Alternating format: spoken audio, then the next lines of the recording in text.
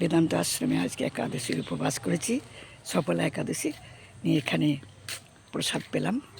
অনেক ভক্তরা এসছেন এখানে প্রসাদ পেতে।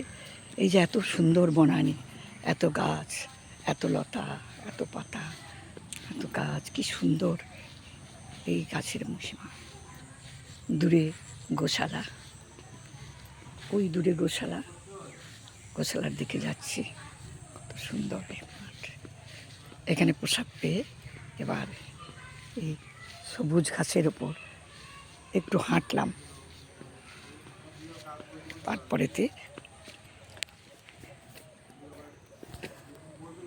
তারপরে এখানে দাঁড়িয়ে অপরূপ দৃশ্য দেখছি।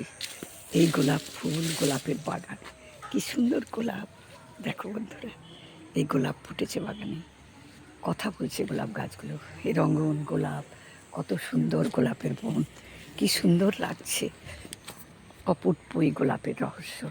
তাই গোলাপকে কাছে নিয়ে এই লাল গোলাপটা দেখো কত সুন্দর ফুটেছে, কত সুন্দর গোলাপের বন, গোলাপের বাগান, কত সুন্দর এই আশ্রম, সাধু আশ্রম, গৌরীয় মঠ, বেদান্ত আশ্রম, ভক্তি বেদান্ত আশ্রম, দূরে গোশালা।